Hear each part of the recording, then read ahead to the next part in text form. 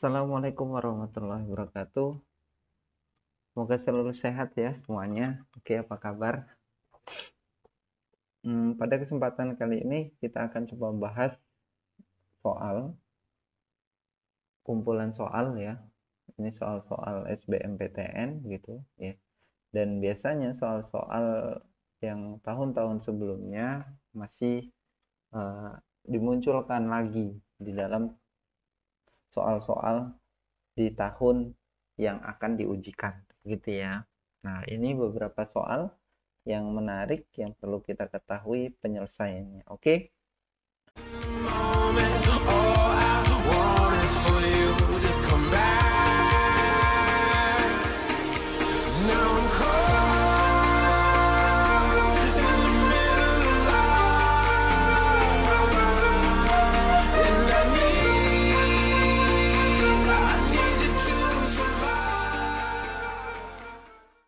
Kita langsung saja di soal nomor 1. Jika P dan Q merupakan akar-akar persamaan kuadrat yang akar-akarnya P per Q dan Q per P. Nah, kita tahu bahwa membuat persamaan kuadrat baru, gitu ya. Jadi, persamaan kuadrat baru itu rumusnya adalah X kuadrat dikurang hasil jumlah X ditambah hasil kali sama dengan 0. Nah, ini hasil jumlah dari akar-akarnya. Nah, kita tengok ya. Kita coba kerjakan di sini. Hasil jumlah berarti P per Q ditambah Q per P. Nah, ini disamakan dulu penyebutnya. Berarti penyebutnya dijadikan PQ. Nah, ini jadi P kuadrat, ini jadi Q kuadrat. Gitu ya.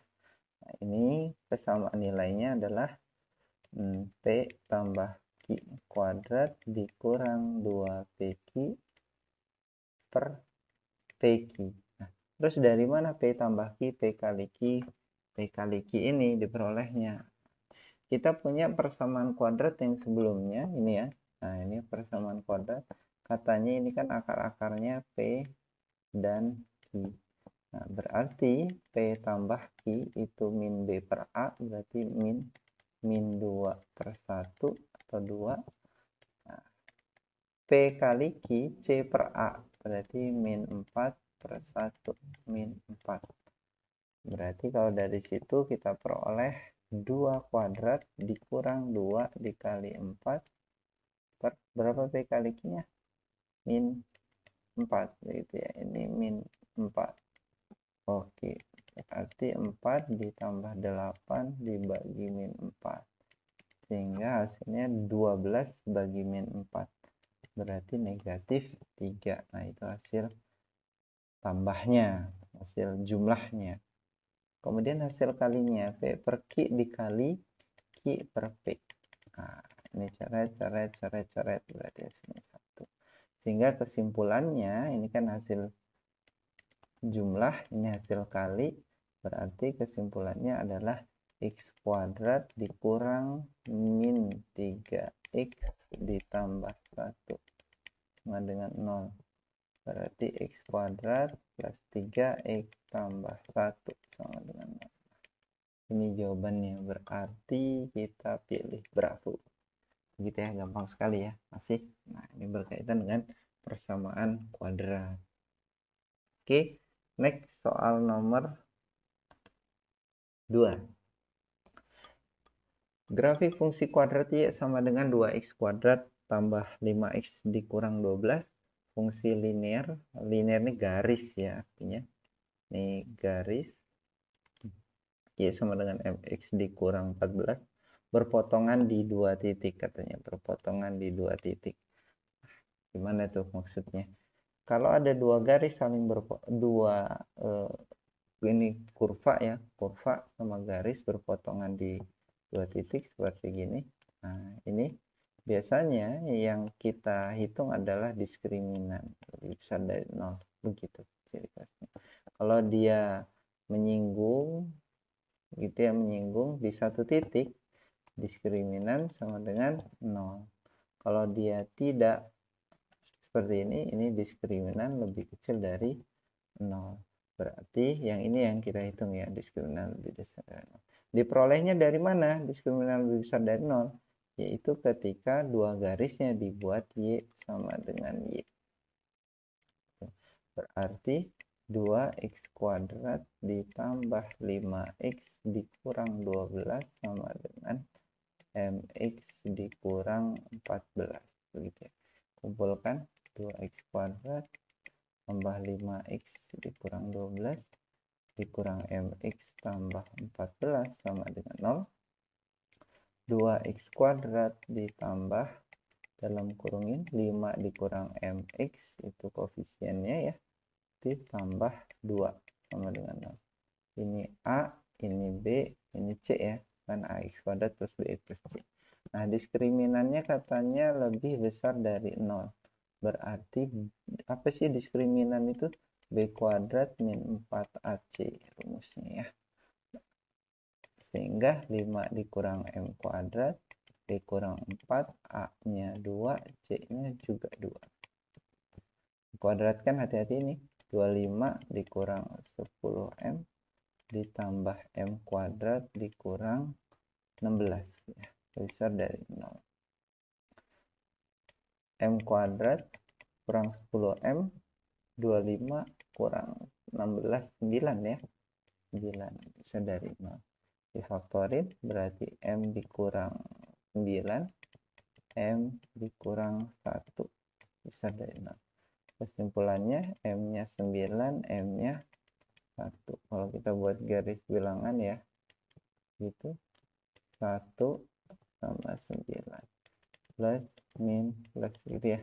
Yang dicari adalah daerah lebih dari, berarti yang positif, karena lebih dari itu berarti positif ya.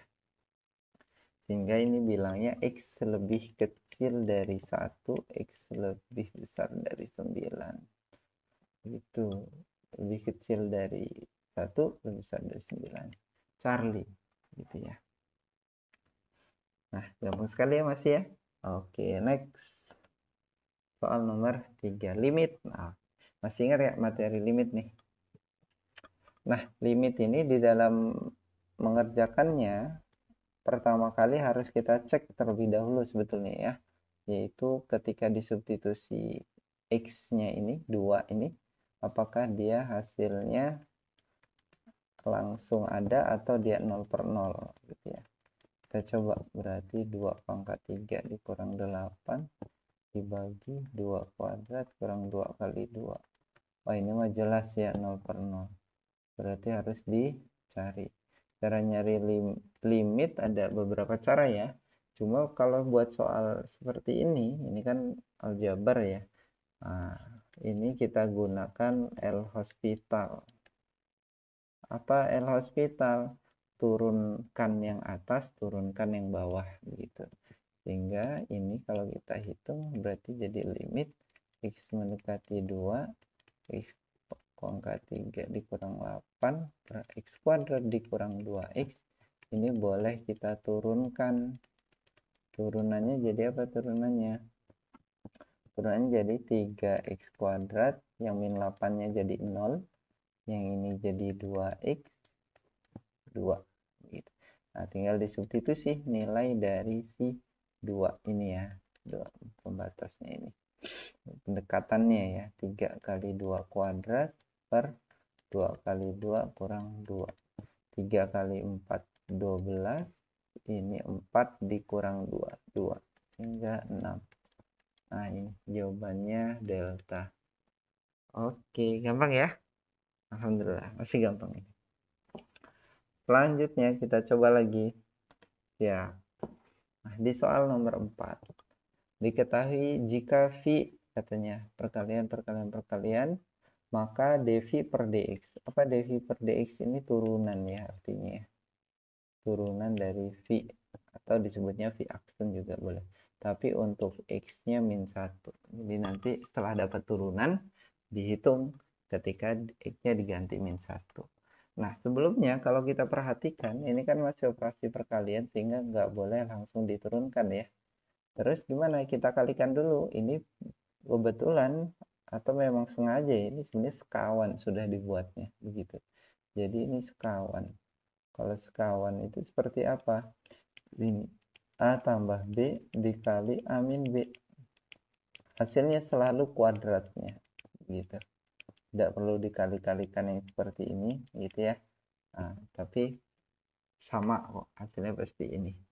Berarti kalau dia sekawan, bisa saya atau kita simpulkan ini X kurang 1 kali X tambah 1 dikali X kuadrat tambah 1 X pangkat 4 tambah 1, yang ini saya kalikan, hingga jadinya adalah cukup dituliskan X kuadrat kurang 1, yang lainnya masih ada, begitu ya. Begitu seterusnya sepertinya ini. Oke. Nah, ini juga sekawan lagi, gitu ya. Berarti X pangkat 4 kurang 1, ini masih ada nih. X pangkat 4 tambah 1. Ini sekawan lagi ternyata. Berarti X pangkat 8 dikurang 1. 1 pangkat 8 yang nggak ngaruh ya.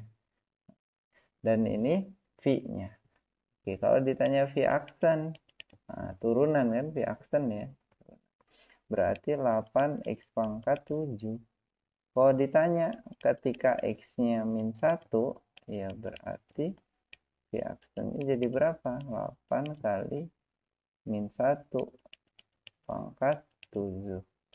Jadi 8 kali min 1 ya. Oke, jadinya negatif 8. Ayam. Oke, masih? Saya bisa dong. Oke, soal nomor 5. Pada segitiga ABC diketahui panjang AB AC 4. Kita coba ya. Gambar dulu segitiganya. Oke, misalkan ini A, B, C. AB-nya 3, AC-nya 4. Sudut BAC, BAC, di sini ya, 60 derajat begitu.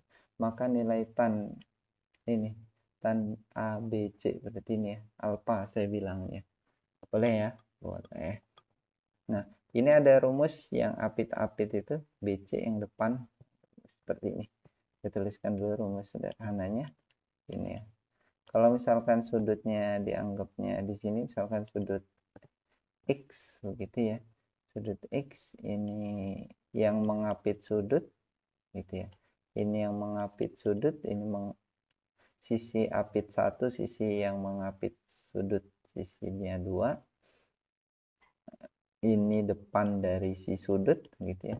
Maka rumusnya adalah depan kuadrat apit kuadrat ditambah apit kuadrat dikurang 2 kali kejepit gitu ya. 2 apit cos si X-nya begitu. Nah, ini rumus disebutnya ini aturan kosinus. Nah, kenapa harus dicari ke sini dulu? Nah, karena nanti kita juga gunain aturan sinus. Gitu. Aturan sinus buat segitiga sembarang. Misalkan ada segitiga seperti ini. Ini alfa, ini depan alfa begitu ya. Pokoknya dia depan sisi per sudutnya. Jadi sisi depan per sin sudutnya begitu, dan seterusnya.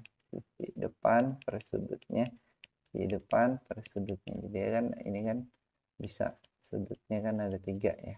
Sisi depannya ada masing-masingnya yang mana begitu kan.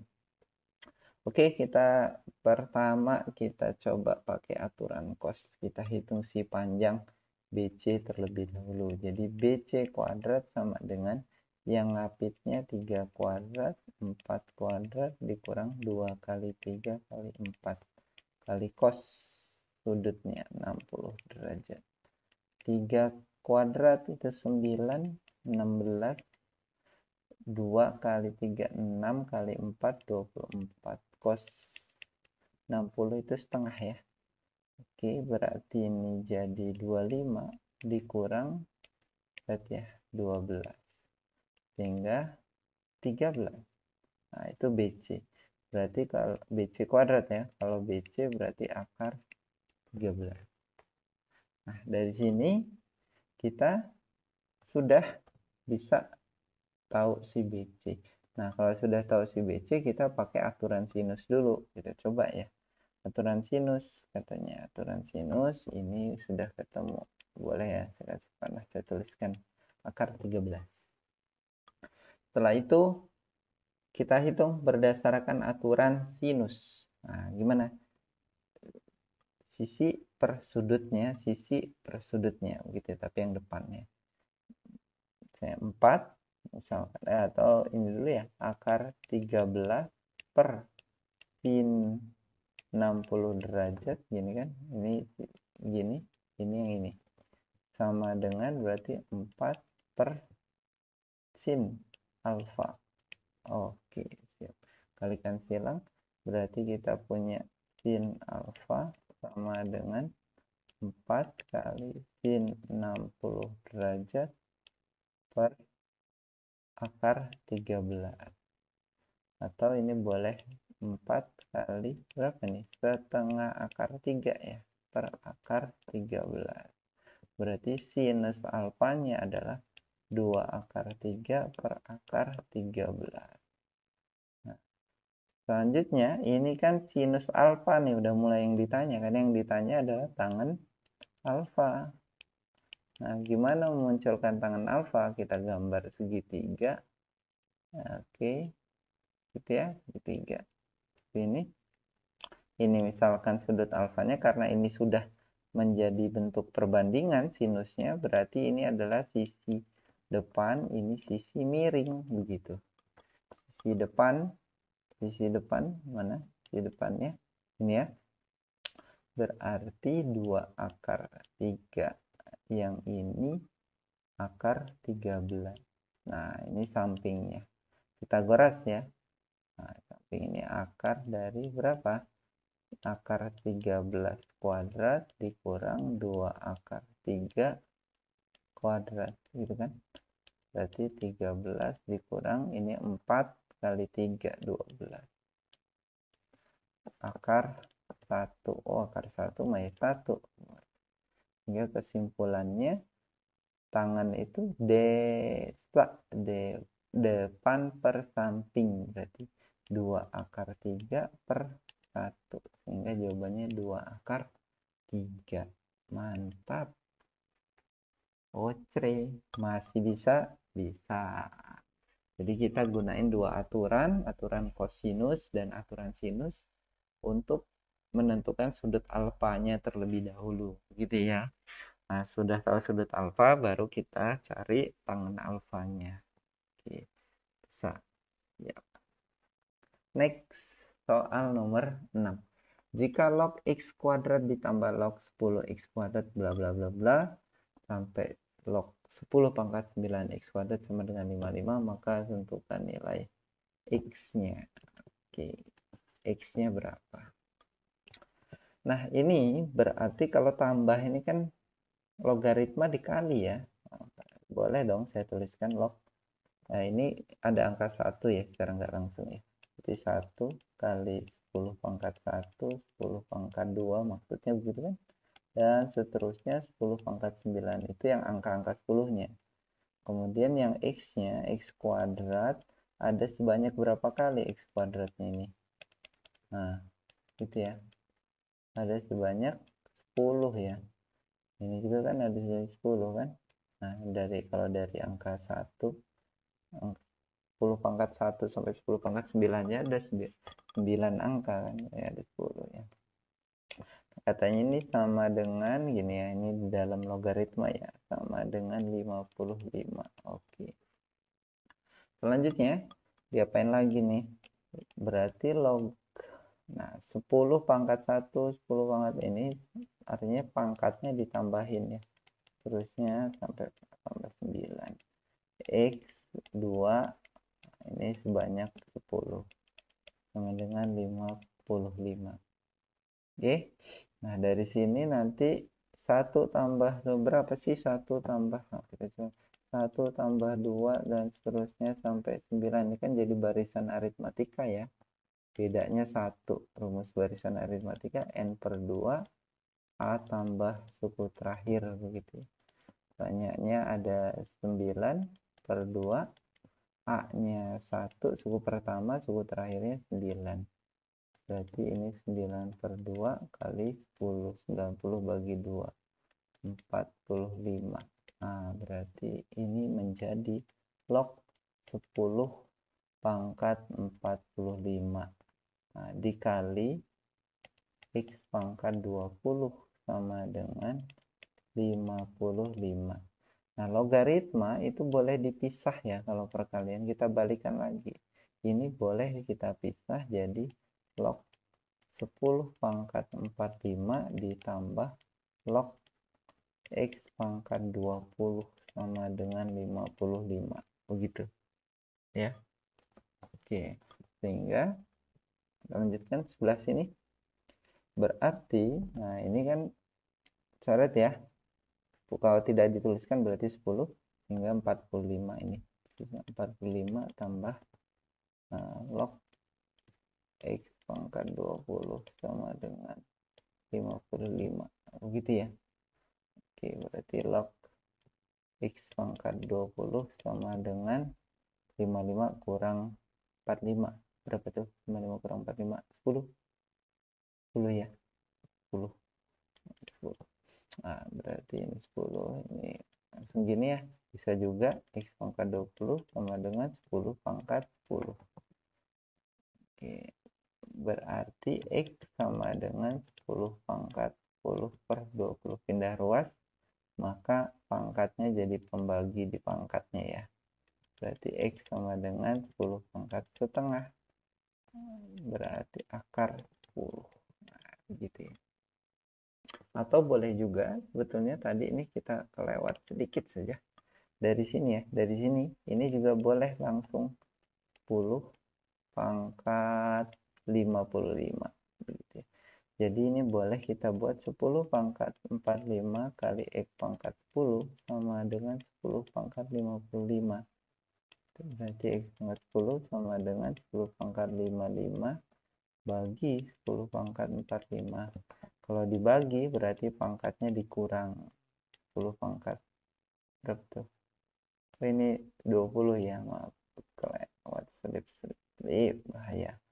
Berarti 10 pangkat 10. Sama ya hasilnya ya. Per 10 juga boleh. Yang mana jalannya boleh. Oke.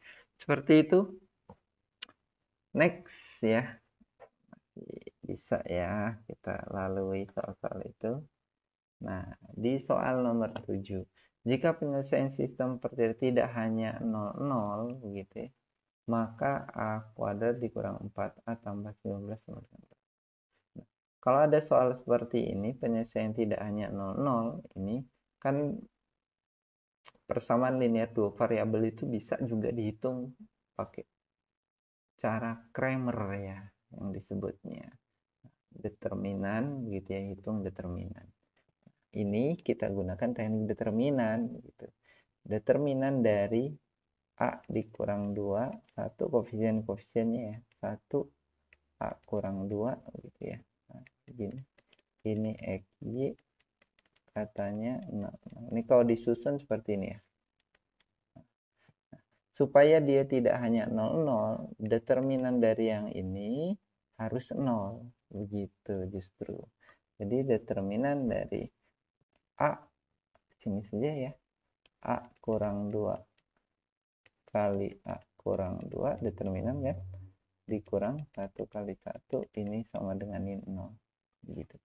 Jadinya A kuadrat min 4A tambah 4 dikurang 1 sama dengan 0. A kuadrat dikurang 4A tambah 3 sama dengan 0. Nah, ini sudah ada A kuadrat dikurang 4A. Nggak usah difaktorin lah ya.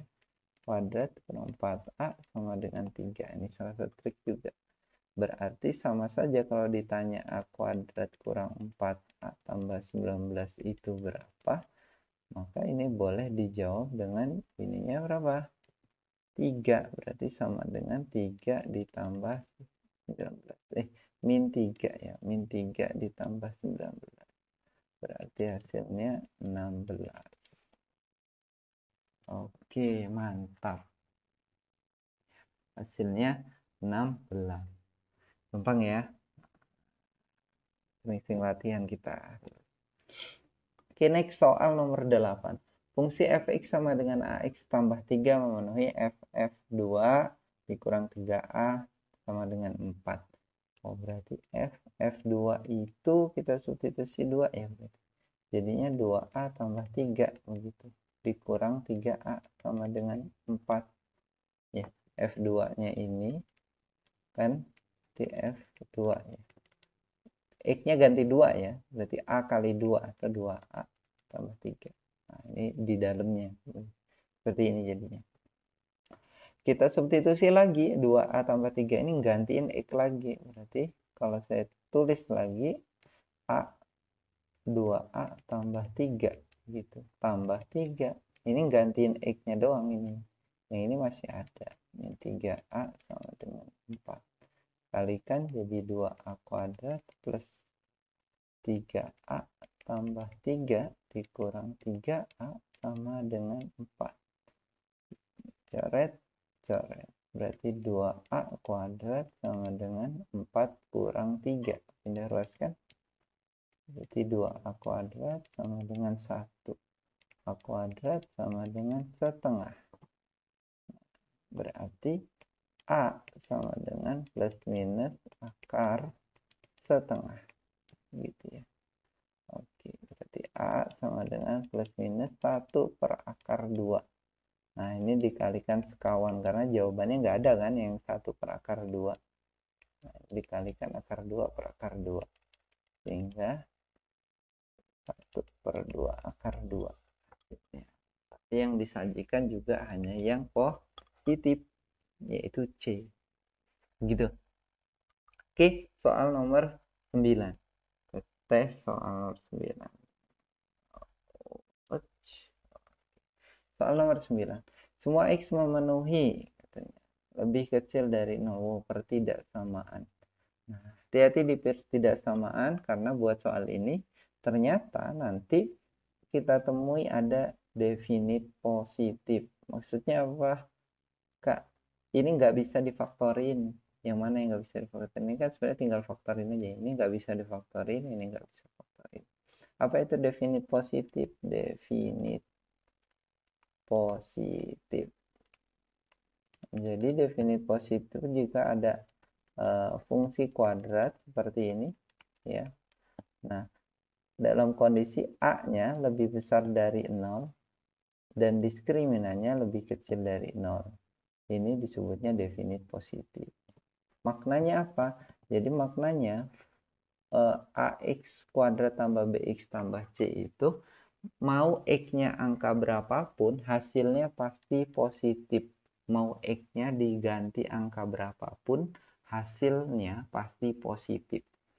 Tuh ya, definite positif. Kalau definite negatif, negatif berarti gimana? Ya, kebalikannya gitu ya. Nah, ini fungsi ini selalu bernilai negatif. Syaratnya apa? Yang berbeda cuma A-nya. A-nya lebih kecil dari 0. D-nya sama, tetap lebih kecil gitu. Jadi D-nya ini sama. Ya. Kalau digambarkan dia kurva begitu ya. Kurva tidak memotong sumbu X positif. Kalau ini nah, maka nilai-nilai hasilnya ini selalu negatif. Itu ya. Kalau dilihat ini if dan dihitung diskriminannya ini negatif. Coba saja kalau tidak percaya begitu ya.